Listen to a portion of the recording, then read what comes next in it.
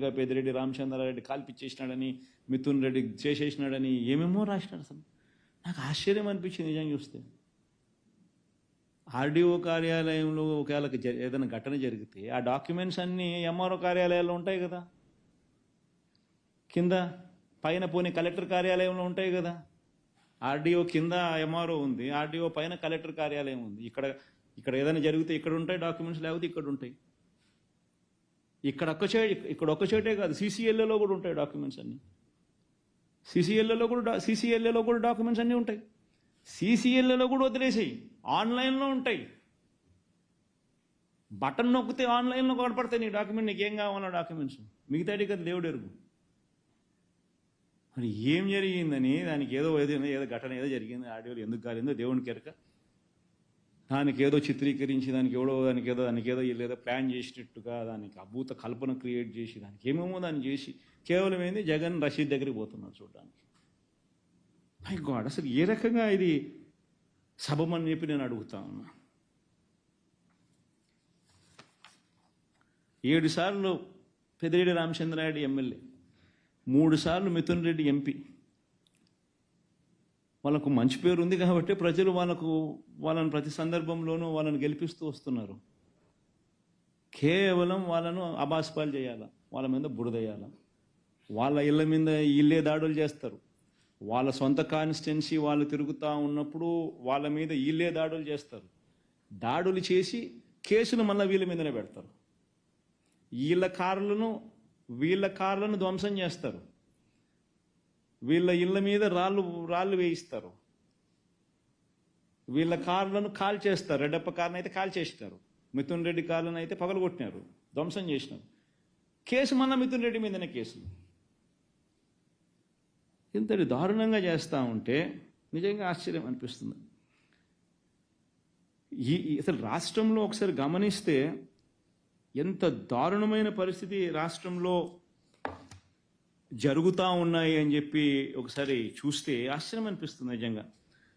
మదనపల్లిలో ఒక ప్రత్యేక హెలికాప్టర్లో పోలీసు అధికారులను పంపిన చంద్రబాబు నాయుడు గారు, ఈ స్లైడ్కి మళ్ళీ వద్దాంలేమ్మా. ప్రత్యేక హెలికాప్టర్లో పంపించిన చంద్రబాబు నాయుడు కర్నూలు జిల్లాలో మచ్చుమరిలో బాలిక కుటుంబానికి న్యాయం చేయడానికి మాత్రం ఆయనకు వెంటనే స్పందించడానికి మాత్రం ముందుకు రాడు. ఆశ్చర్యం ఏమిటంటే జూలై 7న బాలిక మిస్సింగ్ జరిగితే వారం రోజుల తర్వాత వాల్మీకి కుటుంబాలు ఆందోళన చేస్తే 16వ తేదీన ఎస్పీ ప్రెస్ మీట్ పెడతాడు. డెడ్ బాడీని ఇప్పటికి కూడా చూపించరు. దీని నుంచి తప్పించుకునే దానికి ఒక దళితుడిని లాకప్ డెత్ చేసేస్తాడు. ఈ కేసులో ఇంత తీవ్రంగా ఉండగానే మళ్ళీ ఎస్పీని ట్రాన్స్ఫర్. అసలు నిజంగా రాష్ట్రంలో ఒకసారి గమనిస్తే ఏం జరుగుతుందని చెప్పి చూస్తే కేవలం ఈ 45 రోజుల కాలంలో 8 మందికి పైగా అత్యాచారాలు, 4 హత్యలు, అత్యాచారాలు. అంటే 45 రోజుల్లో 12 మంది మీద, 12 మంది విమెన్, 12 మంది మహిళల మీద తీవ్రమైన ఘటనలు. కొన్ని చోట్ల హత్యలు, అత్యాచారాలు, కొన్ని చోట్ల అత్యాచారాలు. 45 రోజుల్లో 12 మంది మీద. వైఎస్ఆర్సీపీ అధికారంలో ఉన్నప్పుడు, మా పార్టీ అధికారంలో ఉన్నప్పుడు ప్రతి మహిళకు రక్షణగా దిశ యాప్ ఫోన్లోనే ఉండేది. 1,40,00,000 మంది మహిళలు డౌన్లోడ్ చేసుకున్నారు. ఏ ఒక్కరికైనా ప్రమాదంలో వాళ్ళు ఉన్నట్టుగా అనిపిస్తే ఊరికి 5 సార్లు ఫోన్ షేక్ చేసినా లేకపోతే SOS బటన్ నొక్కితే చాలు, వెంటనే వాళ్ళకి ఫోన్ వస్తుంది ఏమైందమ్మా అని. వాళ్ళు కన్నా ఫోన్ ఎత్తకపోతే 10 నిమిషాల్లోనే పోలీసు సోదరుడు వచ్చి ఆ అక్క చెల్లెమ్మను సమక్షంలో నిలబడి ఏమైందక్క అని చెప్పి అడిగే పరిస్థితి. ప్రతి గ్రామంలోనూ మహిళా పోలీస్ వైఎస్ఆర్సీపీ హయాంలో. ఈరోజు లాలెస్నెస్ అనేది ఏ స్థాయిలోకి వెళ్ళిపోయింది అని అంటే మహిళల గురించి పట్టించుకునే పరిస్థితి లేదు. దిశ యాప్ ఎలా పనిచేస్తూ ఉంది అని అంటే అది జగన్కి ఎక్కడ క్రెడిట్ వస్తుందో దిశ యాప్ బాగా పనిచేస్తే అని చెప్పి దాన్ని పట్టించుకునే పరిస్థితి ఉండదు. దిశ పోలీస్ స్టేషన్లు ఏమైనా పట్టించుకోరు, దిశ పబ్లిక్ ప్రాసిక్యూటర్లు ఏమైనా పట్టించుకోరు, ఎలా పనిచేస్తూ ఉందో పట్టించుకోరు. ఆశ్చర్యం కలిగించే విషయాలు నిజంగా ఇవన్నీ కూడా.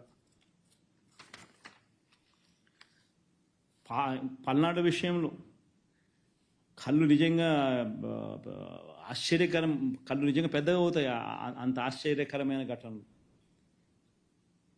న్యాయం ధర్మం వైపున పోలీసులు నిలబడతారా, లేకపోతే ఒక మనిషిని ఎలా ఇరికించాలి అని చెప్పి పోలీసులు కష్టపడతారా అన్నదానికి నిదర్శనం. రషీద్ ఇన్సిడెంట్ అయితేనేమి, ఈ ఆర్కే పిన్నెల్లి రామకృష్ణారెడ్డి విషయం అయితేనేమి, పల్నాడులో పోలింగ్ రోజు మొదలవుతే మా సీనియర్ నాయకుడు 5 సార్లు ఎమ్మెల్యే, 4 సార్లు ఎమ్మెల్యే, 9, 11, 14, 19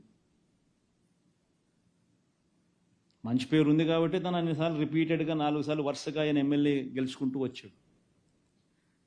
బలవంతంగా అలాంటి వ్యక్తిని ఏకంగా ఇరికిచ్చే కార్యక్రమం. అంతకుముందు పల్నాడు జిల్లాకి ఎస్పీగా రవిశంకర్ రెడ్డి ఉండేవాడు. పాపం బాగా పనిచేస్తూ ఉన్నాడని చెప్పి ఆ రవిశంకర్ రెడ్డిని తప్పించేశారు. వీళ్ళు ఎలక్షన్ కమిషన్ను, వీళ్ళకున్న కేంద్ర ప్రభుత్వంలో వీళ్ళకున్న పలుకుబడితో బిందు మాధవ్ అని చెప్పి ఒకరిని ఎస్పీని తెచ్చుకున్నారు. ఆయన చేస్తూ ఉన్న ఆకృత్యాలు అక్కడ అంతా ఇంత కాదు అని చెప్పి ఏకంగా తెలుసుకుని ఎలక్షన్ కమిషనే స్వయంగా ఆయన్ను సస్పెండ్ చేసింది. ఆయన చేసిన అగత్యాలకు ఎలక్షన్ కమిషనే ఆయన సస్పెండ్ చేసింది స్వయంగా తెలుసుకొని. దాని తర్వాత అక్కడికి మల్లికా గర్గ్ని తీసుకొచ్చింది. ఎలక్షన్ కమిషనే నియమించింది మల్లికా గర్గ్ను. మల్లికా గర్గ్ ఏమో వీళ్ళ మాట వినడం లేదని చెప్పి ఆమెను ట్రాన్స్ఫర్ చేసేసినారు. చేసి అక్కడ శ్రీనివాసులు అని చెప్పి కొత్త ఎస్పీని తీసుకొచ్చారు. శ్రీనివాసులు అనే వ్యక్తి వచ్చిన 3వ రోజుకు రషీద్ అనే వ్యక్తిని దారుణంగా రోడ్డు మీదనే నరికేస్తారు. వచ్చిన 3వ రోజుకు.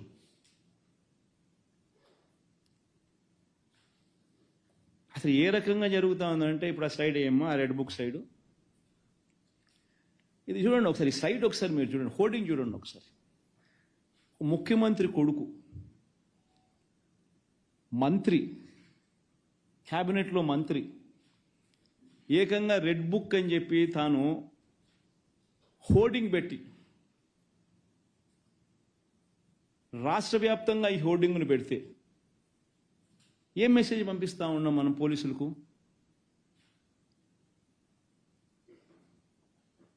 నా లెవెల్లో మొదలు పెడుతున్నాము, మేము హత్యలు చేస్తాము, అత్యాచారాలు చేస్తాము, ఆస్తులు ధ్వంసం చేస్తాము, గొడవలు చేస్తాము, పోలీసులు ప్రేక్షక పాత్ర వహించాల్సిందే అని చెప్పినట్టు కాదా?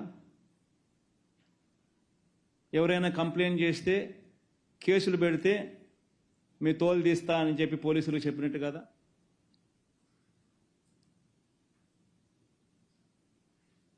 ఎవరైనా కేసులు పెట్టడానికి వస్తే దొంగ కేసులు రివర్స్ వాళ్ళ మీదనే పెట్టమని చెప్పి చెప్పినట్టు కాదా? ఈ రకంగా ఒక ముఖ్యమంత్రి కొడుకు రెడ్ బుక్ అనే దాన్ని హోర్డింగులు పెట్టించి ఏకంగా రాష్ట్ర వ్యాప్తంగా ఈ మాదిరిగా హోర్డింగులు పెడితే ఇంకా గ్రామాలలో న్యాచురల్లీ ప్రతి ఒక్కడు కూడా వాళ్ళ కక్షలు వాళ్ళ దానికి తీర్చుకునే దానికి ఇదొక అవకాశం కింద తీసుకుని ప్రతి ఒక్కడు వాళ్ళ గ్రామంలో రెడ్ బుక్ వాళ్ళు తీస్తున్నారు, బయటికి తీసి వాళ్ళ పర్సనల్ స్కోర్స్ సెటిల్ చేసుకునే కార్యక్రమం చేస్తూ ఉన్నారు. సో రాష్ట్రంలో లానెస్నెస్ అనేది ఆటోమేటిక్లీ దిగజారిపోయేదానికి ఇది కారణం కాదా? ఆలోచన చేయమని చెప్పి అడుగుతాను ప్రతి ఒక్కరూ కూడా. ఎంత దారుణంగా ఉందనంటే నిజంగా ఇలా పరిస్థితి. ఒకవైపు నేను ఢిల్లీకి వీళ్ళ అగత్యాల మీద ఢిల్లీలో ప్రొటెస్ట్ చేయడం కోసం నేషనల్ మీడియాని పిలిచి పార్లమెంట్లోని అన్ని ఇంపార్టెంట్ పార్టీస్కి సంబంధించిన నాయకులందరినీ కూడా పిలిచి వాళ్ళందరికీ రాష్ట్రంలో జరుగుతూ ఉన్న పరిస్థితులను ఎక్స్ప్లెయిన్ చేయడం కోసం నేను ఢిల్లీకి వెళ్తే, ఢిల్లీలో నేను ఉండగా ఇక్కడ పెదకూరుపాడులో area market committee chairman, ex area committee, మా హయాంలో మార్కెట్ కమిటీ చైర్మన్ సామిరెడ్డిని ఏకంగా కాళ్ళు చేతులు ఏకంగా వదిలేసినారు చచ్చిపోయినాడని చెప్పి. కారు ఆపి 2 కాళ్ళు 2 చేతులు ఫ్రాక్చర్డ్. మేము ఢిల్లీలో ఉండగా చనిపోయినాడని చెప్పి వదిలేస్తే ఆయన మనిషిని ఈరోజు మేము ఢిల్లీలో మరుసటి రోజు ధర్నా చేస్తూ ఉన్నాం, ఆయన సర్జరీ జరుగుతుంది. ఏంది ఇది? కేవలం రాజకీయంగా వీళ్ళతో విభేదిస్తున్నాం. తప్పేముంది? మీదో పార్టీ ప్రతిపక్షం అనేది లేకుండా ఎట్టపోతుందండి? ఇది మాదిరిగా చేయడం ధర్మమేనా? ఆలోచన చేయాలి అందరూ కూడా.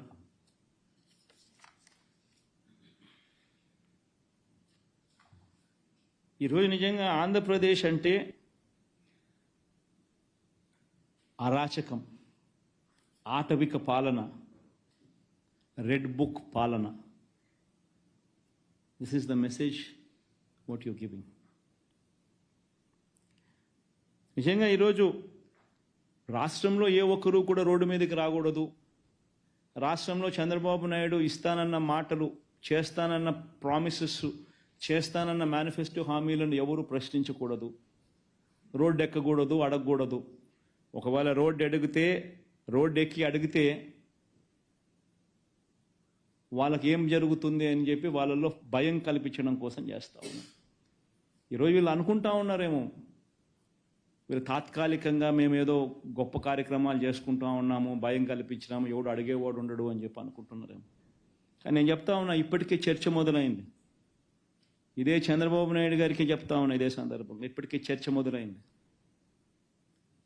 ఇప్పటికే ప్రతి అక్క చెల్లెమ్మ కూడా అడుగుతా ఉంది, జగనే గన ఉంటే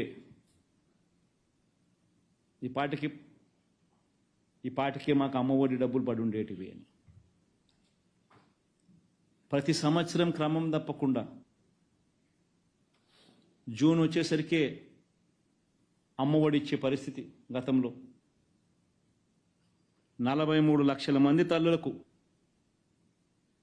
26,067 కోట్ల రూపాయలు మన హయాంలో, వైఎస్ఆర్సీపీ హయాంలో ఇచ్చారు.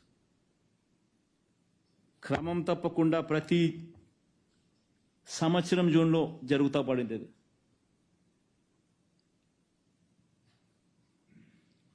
ప్రతి తల్లి అనుకుంటా ఉంది ఈరోజు. చంద్రబాబు నాయుడు ఏమన్నాడు? జగన్ అయితే ఒకే 15,000 ఇస్తాడు,